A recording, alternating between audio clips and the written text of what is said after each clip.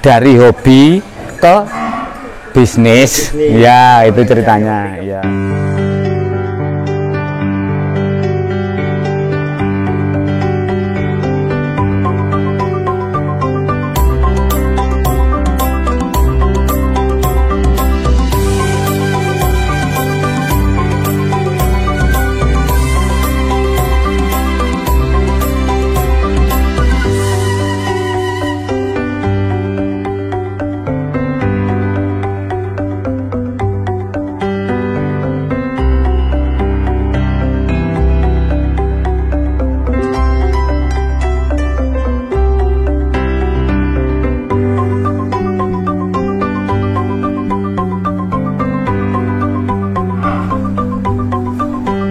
Assalamualaikum warahmatullahi wabarakatuh. Perkenalkan, nama saya Guntur. Ya, saya tidak sombong, mungkin kalau di media dunia persapian mungkin sudah pada tahu gitu. Terus ini saya berkesempatan di kandangnya Haji Rudi Rojokoyo Malang. Untuk alamat kandang saya sendiri, untuk kandang breeding saya di Kebumen Mas, di daerah Ketanahan. Terus untuk kandang padepokan itu alamatnya Padepokan Kulon SGM, itu Jalan Jogja Solo KM 19, Desa Sanggeran, RT 04 RW 01, Prambanan, Klaten, Jawa Tengah. Nah, ini Pak Guntur ini terkenal dengan master sapi itu. Ini anu Pak, mulai kapan Pak sampean berternak sapi POO sapi lah Pak itu? Ya. Kalau saya meneruskan itu sebetulnya saya sudah dari kecil itu saya sudah bermain sapi Mas. Cuman kan cuma kayak seperti anak-anak kecil sekarang lah, cuma sekedar mengenal. Ya, jadi saya belum mendalami sapi pokoknya belum, karena apa? Rotasinya zaman. Dulu kan bapak saya itu jadi tukang gerobak, kalau di sini Cikar kan otomatis sapinya PO. Nah, itu karena kemajuan zaman, ibarat transportasi kan terus pindah ke mobil. Nah, lama-lama sapi kan jadi punah. Saya sendiri juga sudah bosen, merasa bosen lah kalau anak kecil itu. Terus akhirnya saya itu mulai lagi tahun 2013. Nah, saya berawal dengan usaha pribadi saya. Berawal dari tahun 2013 sampai sekarang itu saya menggeluti di dunia sapi PO. Menggeluti dunia sapi PO ya Pak. Kemudian di sapi PO ini Pak, apa sih Pak tujuannya sampean jenengan memelihara sapi PO, untuk bisnis atau untuk kontes sih Pak? Nah gini, sebetulnya dulu awal saya piara sapi PO itu saya cuma sekedar hobi Mas. Hobi, kebetulan kok ada kontes, dikasih tahu sama teman-teman, sama orang dinas peternakan setempat ada kontes, saya berangkat kontes, cobalah ikut-ikutan gitu loh. Nah, hitung-hitung saya itu apa Mas, menambah jam terbang saya melihat, oh sapi kontes itu seperti ini, speknya seperti ini. Nah, saya kan berangkat, oh ternyata sapi saya kurang bagus, karena saya kalah, berarti kan yang menang itu sapi yang bagus.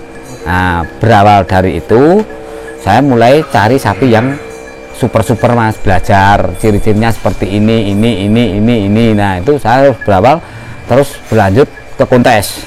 Nah, karena di kontes itu kayaknya sekarang lagi booming. Nah, terus saya coba-coba itu Mas, breeding, akhirnya kita jual anak-anaknya seperti itu.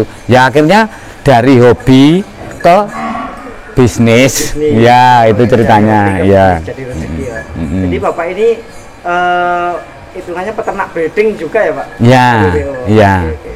Terus prestasi apa Pak selama ini di dunia sapi itu yang pernah Bapak raih gitu Pak? Untuk prestasi Mas, saya itu berawal dari 2014 mulai ikut kontes itu alhamdulillah saya sudah dapat prestasi nomor 2. Wah, seneng banget itu Mas. Pertama berangkat langsung dapat nomor 2. Wah, itu senengnya nggak bisa diukur itu senengnya. Nah, terus sampai akhirnya ya kontes ini terus keliling itu seperti sampai sekarang pun. Nah, itu merambah ke nasional seperti kontes setara APPSI. Nah, kalau kontes untuk dinas peternakan sih saya sering keliling itu. Untuk lokal Jateng DIY ada. Tapi dengan adanya COVID sekarang ini sementara belum ada kontes. Kita sementara berbisnis dulu. Untuk di foto jenengan itu kan ada penghargaan dari Pak Gubernur itu apa Pak? Boleh ceritakan itu Pak? Itu gini Mas ceritanya. Itu kalau saya sama beliau Bapak Gubernur Jawa Tengah Pak Ganjar Pranowo itu saya pas Piala Gubernur, kebetulan saya nomor 1 dengan sapi nama Dio Bagong. Nah, itu penghargaannya dari Bapak Gubernur karena saya 2 kelas juara 1 semua, jadi istilahnya juara umum lah gitu. Nah, sebelum meraih prestasi-prestasi itu Pak, nah sebelumnya ini biasanya kan gini Pak, ada kendala-kendala atau duka lah Pak sebelum mencapai kesuksesan ada duka. Itu apakah ada Pak? Kalau ada boleh cerita sharing-sharing gitu Pak. Ya kalau suka duka pasti ada Mas. Dukanya itu ya kayak kemarin toh, waktu saya mau berangkat ke mana kontes APPSI di Grabak, itu saya berangkat aja baru naik itu truknya sudah jebol semua, baknya udah nggak kuat. Nah, terus waktunya udah mepet, buru-buru, akhirnya truknya kena musibah, itu baknya jebol. Lah itu sukanya dukanya di situ. Nah, kalau sukanya ya kita capek-capek dapat penghargaan, dapat podium lah, itu sukanya di situ Mas. Ya pasti ada suka duka, itu pasti ada. Terus apa sih yang membuat Bapak ulet sampai ketika ada kendala bisa mengatasi, ada goncangan di bisnis, di hobi itu bisa ulet, itu apa sih yang membuat termotivasi tetap semangat itu Pak? Nah, kalau itu masalahnya gini Mas, kita itu ada kemauan, niat dan semangat. Nah, itu kuncinya di situ. Kita niat dulu, niat saya harus bisa, saya harus yakin, saya pasti. Nah, itu niatnya. Terus semangat didukung, terus itu juga untuk pikiran untuk mengatasi kendala-kendala seperti ada musibah di jalan. Itu saya berangkat ke Karawang kemarin, saya juga mengalami musibah Mas. Sapinya nggak kuat fisiknya, robah, berdiri roboh lagi, berdiri, padahal pas berangkat hujan. Wah, itu dukanya di situ. Terus begitu sampai Karawang alhamdulillah naik podium lah, itu sukanya di situ juga. Ya ada balance lah gitu. Yang membuat ulet itu penghargaan ya, itu yang membuat bangga. Ya, itu yang membuat bangga. Nah, sekarang kan sudah banyak ke Indonesia dimasuki sapi-sapi merah seperti limusin, simental. Itu kan awalnya dari luar, dan sedangkan PO kan sapi lokal Pak. Itu kenapa sih Pak Bapak kok milih bertahan di sapi PO itu Pak? Nah, apa sih tujuannya begitu? Karena apa Mas? Saya mempertahankan sapi PO itu karena saya sendiri, hati saya Pak itu berkata PO. Nah, itu berkata PO. Lagian saya dari almarhum ayah saya sudah diajarkan sapi PO juga seperti itu. Kalau si mental sama lemosin sih ya ada niat, tapi masih diangan-angan. Tapi kalau saya itu condongnya ke sapi PO gitu. Walaupun nanti jenengan memelihara sapi limusin PO, limusin atau simental merah-merah, sapi PO nya masih tetap bertahan ya Pak? Nah ya, kalau itu tetap dipertahankan Mas, karena saya awalnya dari itu. Jadi ibarat awalan bangun pondasinya saya memang dari pondasi PO. Jadi memang harus dipertahankan gitu. Nah, itu PO sendiri ini seperti saya di luar Kebumen atau Jogja itu kan seringkali kurang tahu gitu. PO itu sebenarnya dari mana sih asalnya, dari India dari mana itu? Boleh jelaskan asal muasal sapi PO itu, Pak? Asal sapi PO itu kan sebetulnya di PO itu peranaan ongole, sedangkan ongole kan dari India. Dulu mungkin saya sama jenengan juga belum lahir, apa kan ada penjajah itu bawa sapi itu terus mungkin disilang itu loh Mas, silang antara Jawa sama India, jadi keluarnya itu keluar PO seperti itu kan. Ada sapi silangan, ada kalau sekarang ada, kalau di Jawa Timur mungkin lemosin, induk lemosin di IB sama Brahman itu. Kalau mungkin kalau di sini Mas Darmaji sendiri tahu. Kalau di tempat saya kan karena apa Mas, kawinnya itu alami, jadi PO ketemu PO. Nanti mungkin adalah, kalau saya sekarang lagi coba eksperimen, induknya itu PO tapi ada campuran Brahmannya. Saya kawin sama si Dio, keluarnya itu badannya PO, semua PO, cuma telinganya ikut itu induknya, jadi condong ke Brahman, tapi lainnya PO semua. Alhamdulillah bagus Mas. Jadi Brahman sama PO itu beda ya Pak? Beda. Nah, kalau PO ya contohnya seperti ini Mas, kepalanya apa panjang, telinganya itu telinganya kecil, terus gelambirnya itu juga pendek nggak panjang, mukanya kelihatan Jawa. Kalau Brahman itu mungkin matanya nggak seperti ini, matanya itu condong ketutup ininya kulit ini, terus telinganya panjang, kepalanya pendek dan besar. Terus posturnya kalau Brahman pasti pendek, lebihan tinggi PO. Terus apa sih Pak keunggulan PO itu Pak?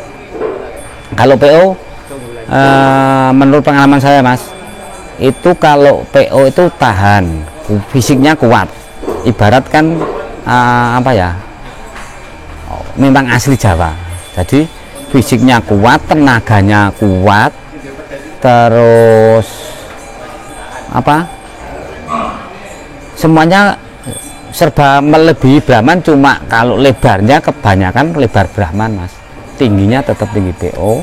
Yaitu kalau PO kan zaman dulu itu diambil tenaganya Mas untuk membajak sawah sama untuk narik cikar kalau zaman dulu. Kalau sekarang kan saya sendiri juga narik cikar itu bajingan community, tapi cuma jalan-jalan kopdar lah ceritanya gitu, seperti itu. Oh iya Pak, itu Bapak sendiri kan bajingan ya. Bajingan itu adalah sopir apa? Sopir gerobak kalau di daerah saya. Nah itu Bapak punya komunitas, dan ketika orang-orang luar Jogja yang ke Jogja mau ingin naik cikar itu apakah bisa Pak itu? Bisa Mas. Saya juga kalau di rumah kan ada itu komunitas untuk melayani apa turis kan luar negeri kan nggak ada atau cikar seperti itu. Nah, datang kebetulan rumah saya kan dekat sama Candi Prambanan, Candi Pelausan, pokoknya komplek candi itu dekat. Jadi nanti ada turis naik keliling seperti itu, terus naik sapi seperti itu ada di sana. Terus misalkan Pak ada teman-teman apa wisata dari luar yang ingin booking dulu, bisa, bisa. Pengen naik sapi, naik cikar itu hubungannya kemana Pak? Nah bisa, nanti bisa kontak ke nomor saya, bisa juga. 0851 0700 0048. Oke, terima kasih Pak. Nah ini saya kan belum pernah main ke kandangnya Padepokan. Nah, ini saya boleh tahu cerita dari sini aja Pak. Untuk perawatan di Padepokan mulai dari pagi sampai malam itu seperti apa? Boleh kita sharing atau cerita ke kita Pak, itu bagaimana Pak? Oh boleh Mas. Kalau perawatan di kandang Padepokan itu pagi itu saya start ke kandang itu jam 7 pagi. Pertama kita seperti ini, bersihkan sisa-sisa makanan semalam, bersih, terus kita kasih komboran kasih komboran. Karena apa mas? Ini harus dibersihkan itu supaya dia fokus makan komboran. Jangan tengok-tengok makan, oh nanti ada sisa seperti ini, nah seperti ada ini, itu biar nggak makan ini, jadi fokus makan komboran. Setelah makan komboran selesai, nanti terus dicuci, mandiin, jemur sampai sore jam 5 full. Jangan dikasih makan. Kalau di tempat saya memang seperti itu, kadang kan orang ada kasihan lah dikasih makan, tapi kalau tempat saya memang saya didik seperti itu. Terus jam 5 masuk kandang, terus kasih comboran lagi full. Habis comboran lagi kita semprot lagi biar keringatnya hilang toh. Tapi kayak kita nyemprot kalau pas udara nggak terlalu dingin mas. Kalau terlalu dingin kasihan sapinya toh. Semprot bersih, keringatnya hilang. Nanti terus kita kasih makan hijauannya jangan langsung. Karena apa? Seperti kita makan, kalau sudah makan nasi terus ada langsung baru aja terus dikasih makan lagi kan otomatis nggak kuat. Nanti selang sampai jam 7 itu kita kasih makan hijauan, itu langsung kita full sampai pagi. Kita genjotnya malam. Ibarat manusia seperti kita juga, kalau makan malam kan cepet gemuk toh mas. Nah seperti itu, memang saya tripkan seperti pola makan manusia lah, seperti itu.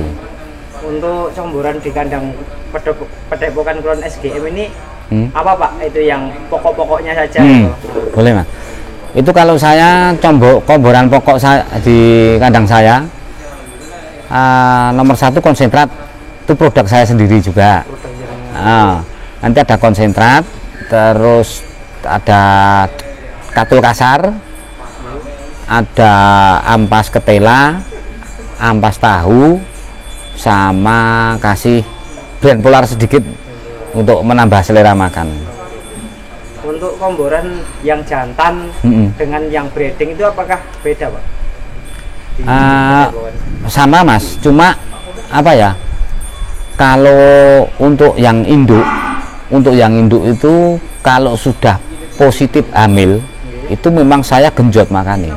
Tapi kalau sebelum hamil ke masa-masa mau birahi, mau dikawinkan, itu jangan terlalu gemuk, nanti apa ya, bisa majer, istilah di dunia sapi bahasanya bahasa majer. Tapi kalau sudah habis dikawin, dicek positif hamil, kita genjot aja biar untuk pertumbuhan nanti pedetnya di dalam perut itu subur dan nanti keluarnya bisa sesuai yang kita inginkan. Untuk makannya sama saja mas saya, cuma yaitu porsinya kalau sebelum hamil memang saya kurangi, terutama konsentratnya sama itu, konsentrat sama ampas tahu itu dikurangi karena itu cepat gemuk kalau itu mas. Ampas tahu sama itu brandnya dikurangi sedikit aja, yang penting kita genjot hijauan. Kalau hijauan sih nggak masalah toh, untuk sapi dikasih hijauannya banyak. Kalau hijauannya menggunakan rumput apa pak di Kulon SGM? Kalau saya hijauan ada itu mas, ini sementara yang pasti saya 3 macam. Ada rumput alami, terus rumput odot, ada rumput gajah, mungkin kalau di sini apa kolonjono. Nah sama itu. Terus kalau misalkan dihadapkan pada sebuah pilihan pak, sama sapi merah sama sapi PO tadi, milih yang mana pak? Tetap bertahan sapi PO pak? Kalau saya sih pribadi mas, ya itu tadi saya bicarakan, kalau hati nurani saya tetap serap di sapi PO. Oke, Pak. Ya mungkin belum tahu lah besok. Tapi yang jelas tetap saya pertahankan sapi PO. Nah ini yang terakhir Pak, ini harapan Bapak di dunia persapian. Itu silahkan disampaikan harapan-harapan di dunia persapian lah Pak, untuk teman-teman kita semuanya ini Pak. Ya, untuk harapan di dunia persapian mas, ya semoga itu dunia persapian seluruh Indonesia semakin maju, karena tahun ini pun sudah kelihatan ada grafiknya, sudah mulai meningkat terus grafiknya di dunia persapian, karena ada itu ya seperti kontes apa itu, grafiknya dunia sapi itu naik terus. Mungkin sampai saat ini pun belum grafiknya jangankan turun, rata aja belum, ini masih tetap grafiknya masih naik terus ini Mas. Nah itu harapannya ya mari kita itu apa, pertahankan lah. Kalau istilahnya orang desa itu mayoritas kan petani, nah itu kan petani, marilah jadi petani sapi yang sukses. Salam APPSI Jaya Guyub Rukun Selawase.